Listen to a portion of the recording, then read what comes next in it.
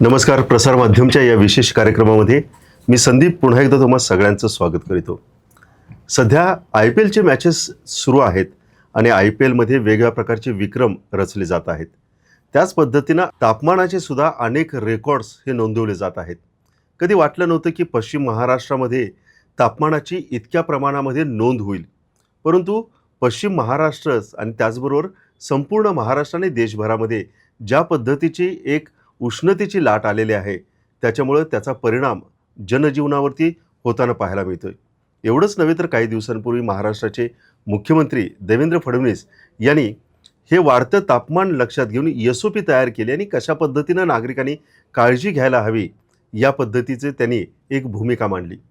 आणि या सगळ्या गोष्टीमुळं पुन्हा एकदा सध्या हे तापमान वाढीचं नेमकं कारण काय आहे, याचे परिणाम मानवी जीवनावरती काय होऊ शकतात आणि भविष्यामध्ये जर हे सगळं थांबवायचं असेल तर आपल्याला काय पावलं उचलावी लागतील, याच्यावरती विचारमंथन करणं खूप गरजेचं आहे. तर या सगळ्या गोष्टींवरती बोलण्यासाठी शिवाजी विद्यापीठाच्या पर्यावरण विभागाच्या प्रभारी विभाग प्रमुख प्राध्यापिका आसावरी जाधव मॅडम आपल्यासोबत आहेत. आपण त्यांच्याकडून या सगळ्या बदलत्या तापमानाचं, हवामानाचं नेमकं काय गौडबंगाल आहे हे समजून घेण्याचा प्रयत्न करूया. चला आपण त्यांच्याशी आज गप्पा मारू. मॅम नमस्कार. नमस्कार. कधी वाटलं नव्हतं कोल्हापूर म्हणजे एक उन्हाळ्याच्या पिरियडमध्ये एक डेस्टिनी होतं की थंड हवेगार कुठं फिरायला जायचं, तर काही जण म्हणायचं चला कोल्हापूरला जाऊ. पण कोल्हापूरचंच तापमान अलीकडच्या आठवड्या 2 आठवड्यापासून जितक्या प्रमाणात वाढायला लागले आणि कोल्हापूरच नव्हे तर अवघा महाराष्ट्र ज्या पद्धतीनं होरपळून निघाला आहे, काय वाटतं ही परिस्थिती कशामुळे निर्माण झाली असेल? सर्वप्रथम फक्त कोल्हापूरच्या बाबतीत विचार करण्याच्या आधी मी थोडीशी मागची पार्श्वभूमी सांगते की हे सगळं चाललंय हे वेस्टर्न डिस्टर्बन्सेस म्हणजेच काय की जे समुद्राच्या पाण्याच्या तापमानामध्ये जो काही बदल होतोय आणि त्यामुळं त्याच्या लगतची जी हवा आहे या हवेमध्ये तापमानामध्ये जो बदल होतोय हा नॉर्मल बदल होत नाहीये, हा डिस्टर्ब झालेला आहे. ह्यालाच वेस्टर्न डिस्टर्बन्स म्हणतो. आणि हा कशामुळे होतोय तर एकूणच आपण जे आजकाल बोलतोय की क्लायमेट चेंज किंवा ग्लोबल वॉर्मिंग हे जे म्हणतोय, तर खरं तर ह्याचाच हा एक परिणाम आहे. म्हणजे जो आत्ता आपण इथंपर्यंत जाणवायला लागलाय. कोल्हापूर सारख्या छोट्याशा शहरामध्ये सुद्धा याच्या आधी कधी असा प्रसंग आला नसेल की गेल्या 3 वर्षांमध्ये आपल्या इथलं तापमान जे आहे ते फारच वाढत चाललेलं आपल्याला दिसतंय आणि इथून पुढे देखील हे आणखीन वाढत जाणार आहे. त्यामुळं हा प्रश्न आहे, हा जागतिक लेवलची समस्या तर आहेच आहे, पण जागतिक पासून लोकल पर्यंत हे सगळेच त्यामध्ये होरपळले जातात. तर एकूणच हा जो प्रश्न आहे हा जागतिक तापमानवाढीचा, क्लायमेट चेंजचा असा हा प्रश्न आहे. आता क्लायमेट चेंजच्या बद्दल सांगायचं झालं तर हा होतोय कशामुळे, तर आता आपण जे नुकतंच चाललेलं आहे की अमेरिका आणि इराणचं युद्ध वगैरे आपण जे चाललेलं आहे, 40 दिवस युद्ध झालं वगैरे, हे एकूणच युद्ध कशासाठी चाललंय तर फॉसिल फ्युएल्ससाठी, म्हणजे ऊर्जा संसाधनं जी आहेत यासाठी खरं तर हे युद्ध चाललेलं आहे. याच ऊर्जा संसाधनांचा अतिप्रमाणात जो वापर होतोय किंवा गेले कित्येक वर्ष चाललेला आहे, म्हणजे तसं सांगायचं झालं तर 19व्या शतकामध्ये जेव्हा औद्योगिकीकरण सुरू झालं तेव्हापासून या फॉसिल फ्युएल्सचा म्हणजे कोळसा असेल, जी काही इंधनं आहेत म्हणजे पेट्रोल असेल, डिझेल असेल, याचा खूप मोठ्या प्रमाणात वापर करण्यात आला. हा वापर जेव्हा आपण करतो तेव्हा त्यातून कार्बन डायऑक्साईड हा वायू बाहेर पडतो. कार्बन डायऑक्साईड जेव्हा वातावरणात जातो तेव्हा तो उष्णता धरून ठेवतो. आणि सध्या फक्त कार्बन डायऑक्साईड हा एकटाच उष्णता धरून ठेवणारा वायू वातावरणात जात नाहीये, तर त्याच्याबरोबरच मिथेन सारखा वायू आहे जो खरं तर ज्या ठिकाणी दलदलीचे प्रदेश आहेत, पाणी साठवून ठेवलं जातं किंवा आपल्याकडे रुमिनंट ॲनिमल्स खूप आहेत, म्हणजे गाई म्हशी खूप आहेत, तर जे काही शेण आहे त्यातून हा मिथेन बाहेर पडतो. किंवा क्लोरोफ्लोरोकार्बन नावाचा एक गॅस आहे जो कूलंट म्हणून वापरला जातो, जो एसीज मध्ये कूलिंगसाठी वापरला जातो किंवा रेफ्रिजरेटर्स असतील तर त्याच्यामध्ये वापरला जातो. हा CFC म्हणजे क्लोरोफ्लोरोकार्बन हा गॅस असेल किंवा नायट्रस ऑक्साईड जो वाहनांच्या धुरातून बाहेर पडतो. असे हे महत्वाचे गॅसेस आहेत, त्यांना हरितवायू किंवा ग्रीन हाऊस गॅसेस असं म्हणतात. तर कार्बन डायऑक्साईड बरोबर हेही वायू जेव्हा वातावरणात येत आहेत, जे पूर्वीच्या नॉर्मल वातावरणामध्ये कधी नव्हते, त्याचं इमिशन म्हणजे त्याचं उत्सर्जन इतक्या मोठ्या प्रमाणात होतंय आता सध्या की त्यामुळं हे उष्णता धरून ठेवतात. एकूणच असं असतं की दिवसभरात सूर्यप्रकाशामुळे पृथ्वी तापते. काही उष्णता जी असते सूर्यकिरणं जी असतात ती फोटोसिंथेसिस म्हणजे प्रकाश संश्लेषण क्रियेसाठी वापरली जातात. काही आहे ते जमिनीवर किंवा वेगवेगळ्या गोष्टींवर पडून त्याचं तापमान वाढतं. पण हे दिवसभरासाठी. रात्रीच्या वेळी कूलिंग प्रोसेस सुरू होते पृथ्वीची. म्हणजे दिवसभरात जे शॉर्टवेव्ह रेडिएशन्स येतात ते जेव्हा ऍब्सॉर्ब झालेले असतात तेव्हा रात्रीच्या वेळी पृथ्वी थंड होण्यासाठी प्रयत्न करत असते. पण झालंय आता असं की ही थंड होण्याची प्रक्रिया जी आहे त्यावरती सुद्धा परिणाम होतोय. तो मी नंतर सांगेनच काय कशा पद्धतीनं होतोय. पण ही जी उष्णता सोडली जाते बाहेर ती पुन्हा हे गॅसेस जे आहेत जे वातावरणाच्या थरामध्ये जाऊन बसलेले आहेत, जे हरितवायू त्यामध्ये जाऊन बसलेत, हे सगळे ती उष्णता धरून ठेवतात. त्यामुळे एकूणच पृथ्वीचं ॲव्हरेज टेम्परेचर जे आहे ते वाढत निघालेलं आहे. आताची कोल्हापूरची कंडिशन बघितली तर आपल्या अवतीभोवती असणारी जी काही ग्रीनरी होती, हिरवाई होती, झाडं होती, ती झाडं कमी होत चाललेली आहेत. खूप मोठ्या प्रमाणात ह्याचा परिणाम आपल्याला जाणवत आहे. कारण बऱ्याचशा रील्समध्ये किंवा बऱ्याचशा ठिकाणी तुम्ही बघितलं पण असेल की सावलीच्या ठिकाणी टेम्परेचर 8 ते 10 डिग्रीनं कमी होतं. झाडं जिथं असतात आणि जिथं नाही आहेत तिथं पटकन ते आपल्याला जाणवतं की खूप मोठ्या प्रमाणात टेम्परेचर वाढते. त्यामुळं झाडं जी कमी होत आहेत ह्याचा एक परिणाम होतोय. किंवा जी काही कन्स्ट्रक्शन चाललेलं आहे, आपल्या मोठमोठ्या टाउनशिप्स होत आहेत, बिल्डिंग्स आहेत त्या मोठमोठ्या होत आहेत, रस्ते जे आहेत त्याचं डांबरीकरण किंवा सिमेंटीकरण होत आहे. या सगळ्यांच्या मुळे असं होतं की उष्णता धरून ठेवली जाणाऱ्या गोष्टी आहेत त्या आपण जास्त प्रमाणात करतोय. पण शोषून घेणाऱ्या ज्या असायला पाहिजेत त्याच्याकडे आपण लक्ष देत नाहीये. त्यामुळे एकूणच हा जो काही हीट बॅलन्स असायला पाहिजे, नॉर्मल न्यूट्रल व्हायला पाहिजे, त्या गोष्टीच आपण बिघडवत चाललेलो आहे. त्यामुळे खरं तर हे उन्हाचे चटके जे आहेत ते सामान्य माणसाला आता बसायला लागले. म्हणजे आम्ही बातम्या वाचतोय, बातम्या ऐकतोय की विदर्भामध्ये अगदी 44-45 पर्यंत तापमान गेलं होतं. कोल्हापूरमध्ये अगदी 40 पर्यंत त्यांनी पातळी गाठलेली आहे. किंवा हे प्रेडिक्टेबल होतं की असं होऊ शकतं की हे अचानक झालेले बदल आहेत? मला आठवतंय की आमच्या विभागामध्ये, पर्यावरणशास्त्र विभागामध्ये 2 वर्षापूर्वी 5 जून रोजी आम्ही एक कार्यशाळा घेतली होती. ती कार्यशाळा यासाठी होती की त्यावेळी असं जाणवत होतं की 41 डिग्री सेल्सिअसला जून महिन्यामध्ये टेम्परेचर कोल्हापूरचं गेलं होतं. असं होत चाललंय की आपण अलीकडंच येत चाललेलं आहे. म्हणजे एकूणच वातावरणातल्या बदलांच्या बद्दल सांगायचं झालं तर हीट वेव्ह ज्या आहेत ह्या पूर्वी पण येत होत्या. पण आता त्याचं प्रमाण जे आहे, फ्रिक्वेन्सी जी आहे ती वाढत चालली आहे. जी थंडी किंवा विंटर सीझन जो म्हणतो आपण तो जेवढा असायला पाहिजे तेवढा राहत नाहीये. आज फेब्रुवारी महिन्याच्या 15 तारखेपर्यंत थंडी संपून जाते. म्हणजे जी साधारणतः एंडला संपायला पाहिजे होती किंवा थोडीशी मार्च पर्यंत थोडंसं थंडपणा असायला पाहिजे होता, तर फेब्रुवारीच्या मधल्या म्हणजे दिवसांपासूनच खरं तर ऊन सुरू व्हायला सुरुवात झालेली आपल्याला दिसते. त्यामुळे एकूणच हे सगळं बदलतच चाललेलं आहे आणि त्याचे परिणाम आपल्याला दिसत आहेत. हे तर आता चित्र तुम्ही स्पष्ट केलं की काय कारणं असू शकतात की या कारणांमुळे हे तापमानामध्ये बदल आहेत. पण ह्याचे नेमके परिणाम मानवी जीवनावरती असेल, प्राणी जीवनावरती असू दे किंवा एकंदरीत पर्यावरणावरती काय होतात?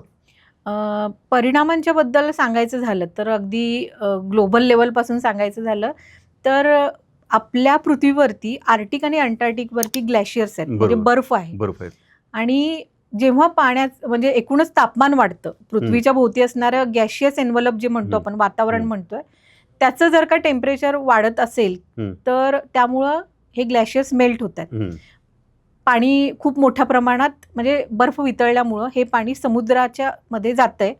समुद्राच्या पाण्याची पातळी वाढली जाते. आपल्या भारताच्या बाबतीत सांगायचं झालं तर तिन्ही बाजूनं समुद्र आहे भारताच्या. 3 एरिया जर का शेवटचा भाग बघितला तर.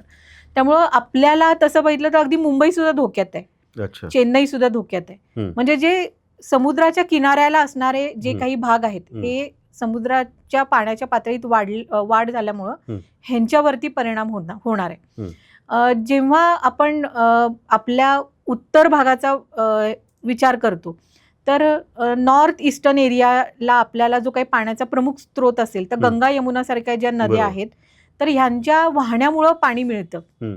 गंगा नदीचा उगम जर का बघितला तर गंगोत्री नावाचा एक ग्लेशियर आहे. हा गंगोत्री नावाचा ग्लेशियर मेल्ट झाल्यामुळं म्हणजे वितळल्यामुळं, हा बर्फ वितळल्यामुळं त्यामध्ये पाणी येतं. म्हणजे नुसतंच पाऊस पडला म्हणून गंगा नदी वाहत नाहीये, ती बारमाही वाहते. म्हणजे बर्फ वितळल्यामुळं त्यामध्ये पाणी येते आणि त्यामुळे ती वाहते. त्यामुळं हा जो ग्लॅशियर जर का आहे जो आहे तो गेल्या काही वर्षांपासून जे शास्त्रज्ञ त्याचा अभ्यास करतायत, ह्याचं वितळण्याचं प्रमाण इतक्या जलद गतीनं होतंय अच्छा. की पुढच्या येत्या काळात तो इतक्या मोठ्या प्रमाणात वितळला जातोय की गंगा नदीला महापूर म्हणजे पूर येईल किंवा कधी असं होईल की काही वर्षांनी त्याला पाणी राहील का नाही, अशा काही हो. गोष्टी सुद्धा प्रेडिक्शन करतायत सायंटिस्ट. हं. म्हणजे काय की मोठ्या प्रमाणात बर्फ वितळल्यामुळं काही वेळेला फ्लॅश फ्लड्स येतात. केदारनाथचा एपिसोड आपण बरोबर, म्हणतो, अगदी. तर अचानकच बर्फाचा कडा कोसळला जातो आणि हं. बर्फ मोठ्या प्रमाणात वितळला जातो हं. आणि ते पाणी नेहमीच्या नदीच्या पाण्यात आल्यामुळं खूप मोठ्या प्रमाणात अशा गोष्टी होत आहेत. शिवाय मोठ्या प्रमाणात तिकडं सुद्धा मोठा पाऊस पडतोय. हं. म्हणजे जो एक्सपेक्टेड नव्हता इतक्या वर्षांपासून. काश्मीर सारखा भाग असेल अगदी. किंवा उत्तराखंडचा भाग असेल, तर त्या ठिकाणी पाऊस पण मोठ्या प्रमाणात पडायला लागलेला आहे. पाऊस पण पडल्यामुळं आणि तिथली जी काही जिओग्राफिकल कंडिशन आहे ती जर का बघितली तर तिथं लँडस्लाईडचं प्रमाण पण वाढत चाललेलं आहे. हं. हं. म्हणजे कडे कोसळणे कोसळतंय. जे आपण म्हणतोय, भूस्खलन म्हणतो हं. आपण, तर हे सुद्धा प्रमाण त्या ठिकाणी आपल्याला हं. वाढल्याचं दिसतंय. जेव्हा समुद्राच्या पाण्याच्या पातळीत सुद्धा जेव्हा वाढ होते आणि पोलर आईस कॅप्स आहेत ते मेल्ट होत आहेत, तर तिथं असणारी एक जैवविविधता आहे की पोलर बिअर्स असतील किंवा तिथले पेंग्विन्स असतील, हे काय फक्त तिथंच आपल्याला सापडतील, बाकी कुठेही ते राहू शकणार नाहीत.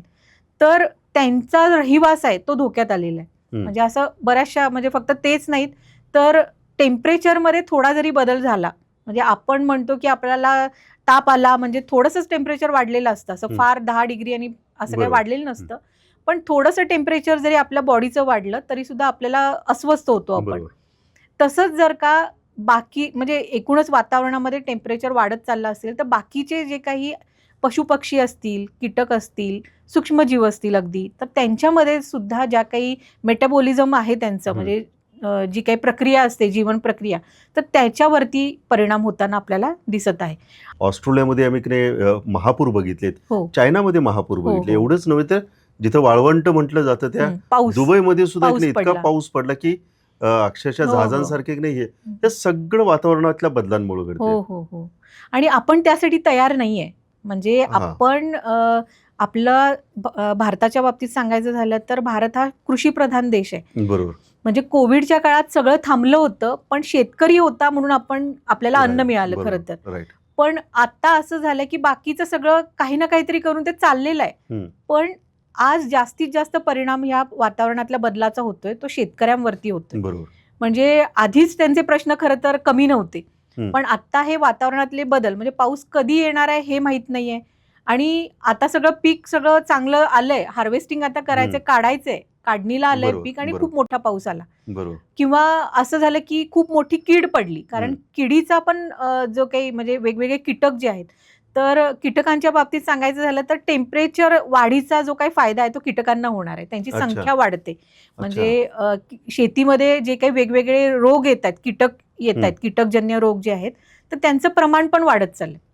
त्यामुळं ते थांबवावं म्हणून आपण मग रासायनिक खतं वापरतोय, मग पुन्हा आपण पेस्टिसाइड्स वापरतोय, रासायनिकच आहेत, मग पुन्हा मग ते बायो अक्युम्युलेशन, बायो मॅग्निफिकेशन, म्हणजे सजीवांमध्ये ते शोषून घेतलं जात आहे, त्याचे परिणाम आपण बघतोय, कॅन्सर सारखे परिणाम दिसत आहेत. असं एकमेकांना हे सगळं खरं तर जोडलेलं आहे, पण कुठंतरी ते प्रत्येकानं समजून घेऊन आपल्या आपल्या परीनं ते योग्य रीतीनं आपण काय करू शकतो हे बघणं खरं तर महत्वाचं आहे. खरं म्हणजे फॅक्टरीमध्ये आपण एक कपडे तयार करू शकतो, बाकी सगळं तयार करू शकतो, पण अन्न जे आहे ते आपण नाही करू शकत, आणि तीच येणाऱ्या दिवसामध्ये कदाचित भेडसावणारी गोष्ट मोठी समस्या आहे. कारण एवढ्या टेम्परेचरला रेझिस्ट होईल, म्हणजे थांबू शकतील, तग धरू शकतील अशी पिकं शेतकऱ्यांना देणं खरं तर खूप गरजेचं आहे. शेतकऱ्यांना चेतावणी, म्हणजे आधी काहीतरी त्यांना इन्स्ट्रक्शन्स देणं की बाबा या पद्धतीनं तुम्ही पीक काढा किंवा काय करा, हे त्यांच्यापर्यंत जाणं खूप गरजेचं आहे. किंवा काढलेलं पीक आहे ते व्यवस्थित कुठेतरी एकत्रितरित्या ठेवणं गरजेचं आहे. म्हणजे ह्या सगळ्या गोष्टी आहेत ना, अजून त्या कुठल्याच लेवलला मोठ्या म्हणजे तशा सिस्टीम अशी तशी तयार नाहीये आपली. बरोबर. अजून त्यामुळे आपण हे पारंपरिक शेतीकडेच आहोत. तसंच चाललेलं आहे आपलं. म्हणजे कशा पद्धतीनं हे ॲडव्हान्स्ड सिस्टीम्स आहेत त्या वापरता येतील हं. आणि शेतकऱ्याला मदत होईल हे पण बघणं महत्त्वाचं आहे. नुसता शेतकरीच या तापमानामुळे होरपळला जातोय अशातला भाग नाहीये. तर अगदी रस्त्यावरती काम करणारे, म्हणजे अगदी उन्हात काम करणारे गवंडी असतील हं. किंवा रस्त्यावरती विकणारे विक्रेते, फळ हं. विक्रेते असतील. बरोबर. बरेचसे लोक असे आहेत की आजचं जे काही आपण मिळवू त्यावरती आपल्याला जेवायला बरोबर. मिळेल अशी त्यांची हे आहे. त्यामुळं तापमानाचा परिणाम, उष्माघाताचे बळी जे आहेत, बरोबर. तर अशी लोक जी आहेत ही मोठ्या प्रमाणात त्यांना ही समस्या खरं तर जाणवते. मध्यंतरी आपण बोलताना असं म्हणालात की याच्यावरती जागतिक पातळीवरती सुद्धा सगळे देश विचार करतायत की याच्यामधून काय करता येईल. तर जागतिक स्तरावरती या दृष्टिकोनातून काय प्रयत्न चालू आहेत? याच्यासाठी खरं तर एक हे आहे, एक संघटना आहे, म्हणजे IPCC, inter governmental panel for climate change हे आहे, की ही अशी संस्था आहे की जे वातावरणातले बदल घडतात, क्लायमेट चेंज जे होतंय, अगदी मायन्यूट लेवलला त्याचा अभ्यास प्रत्येक ठिकाणी करण्याचा ते प्रयत्न करतात. तर त्याच पद्धतीनं प्रत्येक वर्षी कॉन्फरन्स ऑफ पार्टीज, म्हणजे ही एक मीटिंग म्हणजे वेगवेगळ्या देशांची अशी एकत्रितरित्या आता होतीये. गेले एक 7-8 वर्ष तरी ही वेगवेगळ्या देशांमध्ये होते. म्हणजे दुबई सारख्या देशात झाली आहे, इजिप्त सारख्या देशात सुद्धा झाली आहे. मागच्या म्हणजे रिसेंटली जी झाली ती अझरबैजान या ठिकाणी ही कॉन्फरन्स ऑफ पार्टीज ही एक मीटिंग झाली.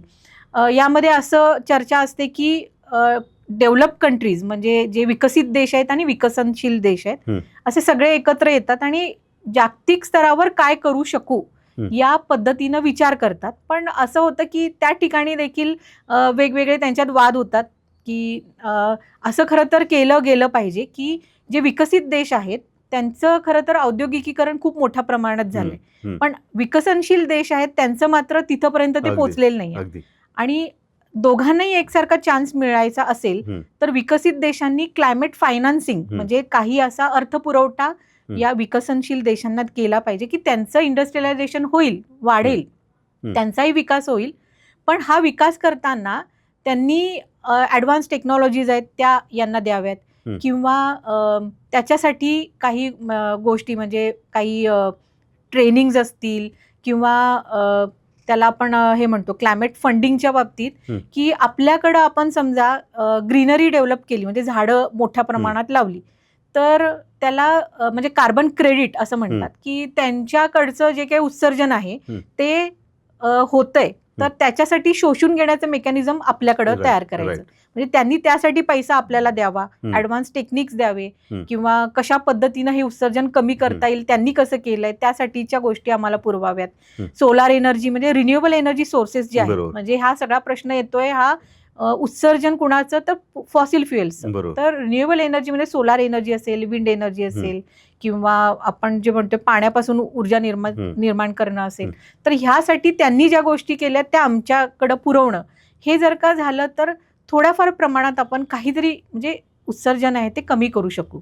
एक पर्यावरणाचे अभ्यासक म्हणून या सगळ्या आव्हानांकडे कसं बघताय तुम्ही? ज्यावेळेस तुम्ही एकत्रित बसता, हे जे काही बदल होत आहेत, तुम्ही एक अभ्यासक म्हणून कसं बघताय या सगळ्या गोष्टींकडे? अभ्यासक म्हणून बघताना खरं तर दोन्ही गोष्टी हे आहेत की आम्ही पॉझिटिव्ह आहोत. आपल्याला बदल तर करावे लागणार आहेत, आणि क्लायमेट चेंज होणार म्हणत होतो ते झालंय आता क्लायमेट चेंज. म्हणजे आता आपल्याला टाइम नाहीये, जे आहे ते फेस करावं लागणार आहे. अडॅप्शन हा एकच पर्याय सध्या राहणार आहे. जे काही आहे त्याला आपल्याला अडॅप्ट व्हावं लागणार आहे, स्वीकारावं लागणार आहे आपल्याला. पण हे स्वीकार करण्यासाठीचं जे काही मेकॅनिझम असेल, प्रत्येक स्तरावर कशा पद्धतीनं करता येईल ह्याचा मोठ्या वेगानं अभ्यास होणं गरजेचं आहे. प्रसार माध्यमचं आमचं एक टॅगलाईन आहे, म्हणजे प्रसार माध्यमची, की स्मॉल चेंज, एक छोटासा बदल सुद्धा एक मोठी क्रांती घडवू शकते. तर याची सुरुवात जर आपल्याला माझ्यापासून करायची असेल, सर्वसामान्यांना करायची असेल, तर कशी म्हणजे ही आव्हानं आहेत, ही सातत्यानं आपल्यासमोर येत राहतील, परंतु त्याच्यातून आपल्याला वाट शोधावी लागेल, तर कशा पद्धतीने सामोरं जावं लागेल? सामान्य माणूस म्हणून मला असं वाटेल की साधी सोपी गोष्ट आहे की जिथं शक्य आहे तिथं हिरवाई वाढवण्यासाठी प्रत्येक ठिकाणी झाडच लावू शकू असं नाहीये, पण काही ठिकाणी वेली चढवू शकतो आपण, तर अच्छा. तसं करणं अपेक्षित हा, आहे. ते ऑब्झर्व करण्यासाठी. हा नाही, उष्णता शोषून घेतात, हां. गारवा निर्माण बरोबर. करण्यासाठी ज्या गोष्टी करता येतील. तर त्यातला एक महत्वाचा भाग आहे की आपलं जरी छोटंसं टेरेस असेल तरी तिथं आपण झाडं लावू शकू. काहीतरी थोडीशी सावली किंवा उष्णता शोषून घेण्यासाठी काही करू शकलो तर त्या पद्धतीनं करू शकतो. रस्त्यांवरती जेव्हा ट्रॅफिक असतं किंवा सिग्नलला लोक थांबलेले असतात तर Right. त्यावेळी सुद्धा खूप मोठ्या प्रमाणात उष्णता वाढलेली असते तिथं. तर तिथं समजा गार पाण्याचे असे फवारे खूपशा ठिकाणी आता सध्या ते हे केले जातात. तर तसे फवारे हे फवारले जाणं सुद्धा गारवा निर्माण करण्यासाठी महत्वाचं आहे. शेड एक तयार करणं म्हणजे ज्या मला तिथंच ठिकाणी फक्त एक ऍड करायचं होतं, म्हणजे सिग्नलला आपण आपल्या गाड्या सुद्धा जर बंद केल्या हो, तर हो. निघणारा धूर सुद्धा आपण हो हो काही प्रमाणात का होईना पण आपण त्याच्यावरती हे करू शकतो. कारण एक तर धूर जो आहे तो सुद्धा उष्णता शोषून घेणार आहे, उष्णता वाढते. आणि डांबरी रस्ता असतो तो तर आणखीनच बरोबर. द्विगुण म्हणजे बरोबर. डबल होतो इफेक्ट बरोबर. जो आहे तो.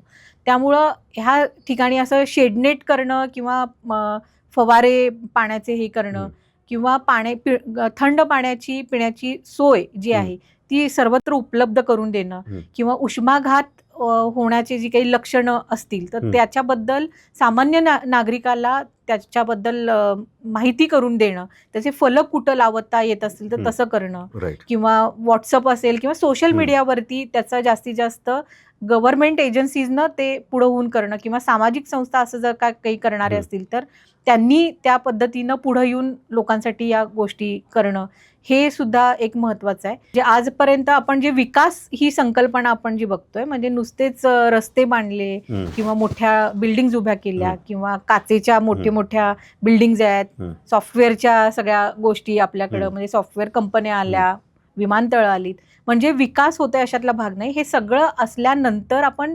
राहण्यासारखी जर का परिस्थितीच नसेल तर मग काय उपयोग आहे या सगळ्या गोष्टींचा. त्यामुळे बेसिक ज्या कंडिशन्स आहेत त्या खरं तर त्याच्याकडे लक्ष देणं गरजेचं आहे. स्वच्छ पाणी मिळणं, स्वच्छ हवा, चांगलं वातावरण असणं, अन्नधान्य स्वच्छ स्वरूपात मिळणं, योग्य प्रत्येकाला पूरक म्हणजे असेल अशा पद्धतीनं मिळणं, हे सगळ्या गोष्टी महत्वाच्या आहेत आणि त्यानंतर या पुढच्या यायला पाहिजेत असं मला वाटतं. तर एकंदरीतच ज्या पद्धतीचं तापमान आहे किंवा हवामान प्रत्येक दिवशी बदलत आहे त्याच्यामुळं याच्या अगोदर आपल्याला वाटत होतं की ह्या सगळ्या बदलाला कदाचित 10-20 वर्ष जातील, परंतु हिंदीमध्ये म्हणतात ना, अभी दस्तक दिये, की आता दरवाजावरती तो ठोठवायला लागलाय की बाबांनो आता शहाणे व्हा.